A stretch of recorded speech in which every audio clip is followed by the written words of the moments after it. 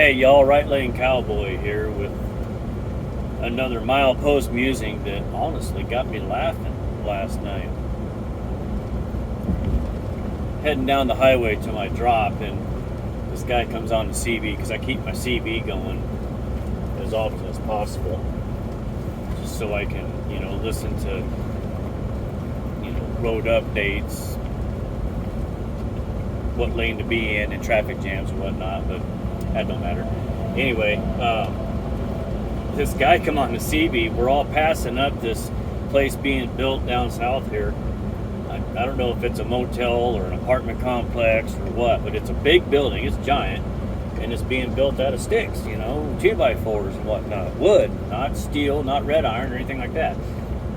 This guy comes on and says, I can't believe that they would take all of that wood, all that good wood, and waste it on one building when they could be going across the highway here in these fields and building houses for the homeless.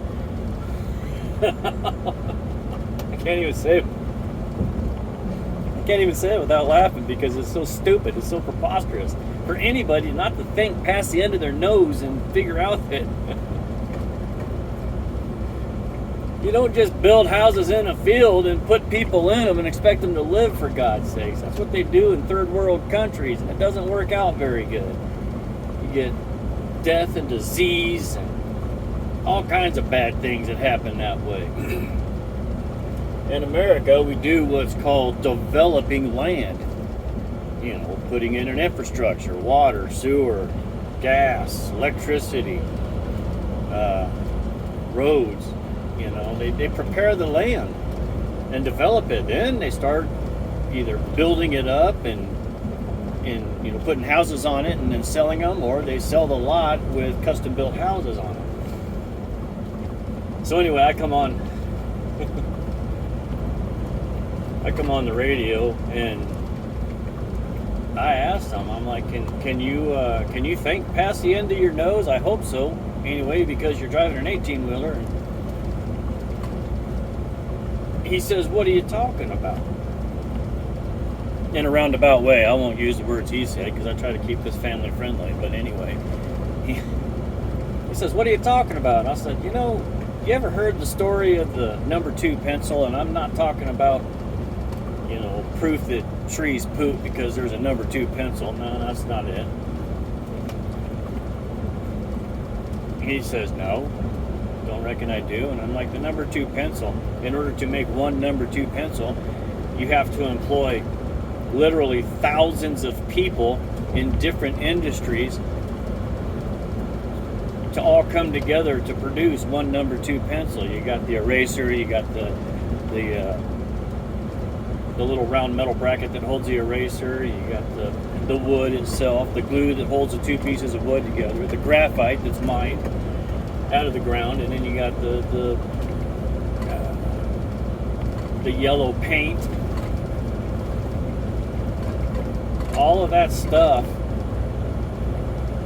comes from, in all of those things individually come from different industries. Mining industry, the glue industry, which is a chemical industry. You got I don't know what an eraser is made of on a number 2 pencil. I've eaten plenty of them when I was a kid, but I don't know what they're made of. But you got that, and you got everybody that comes together to make that. I mean, we're talking thousands of people and millions of dollars in material and equipment to produce a number 2 pencil. Anyway, he comes back and he goes, what's your point, driver? And I said, well, that house over there, that big building that you're complaining that they're wasting it, how many people were involved in creating that building?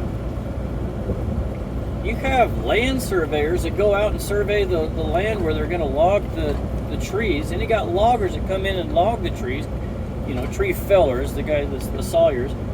Then you got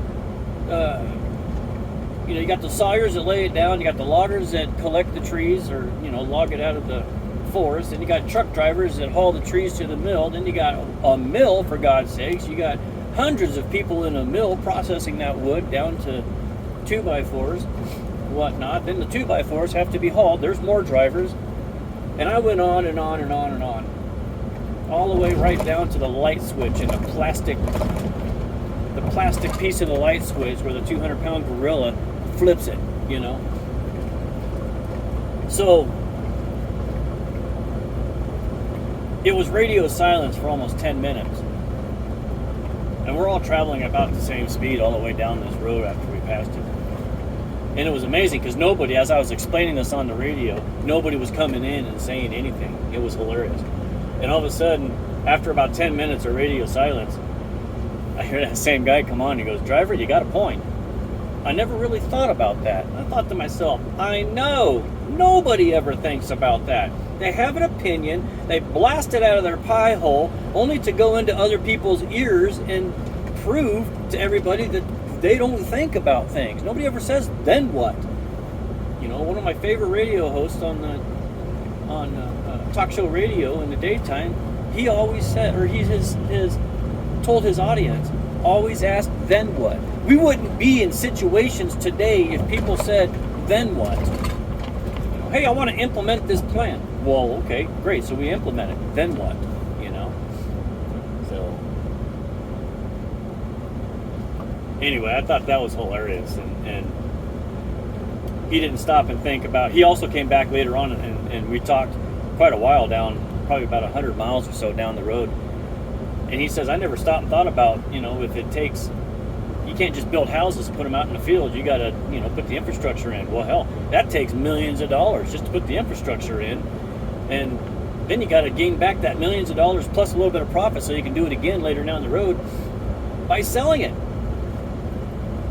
So that means we got to have a good economy where people are getting paid decent money so they can afford to buy, you know, houses. You go through Denver and you see these new subdivisions being popped up, and there's big old signs.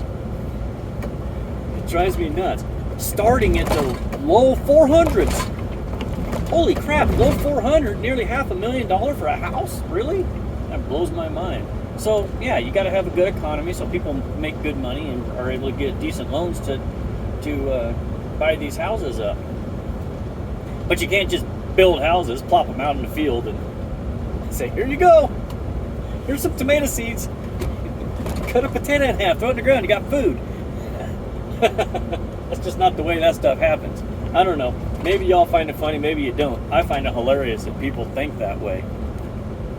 In 2022, people think that way, and they can't think past the end of their nose to figure out, you know,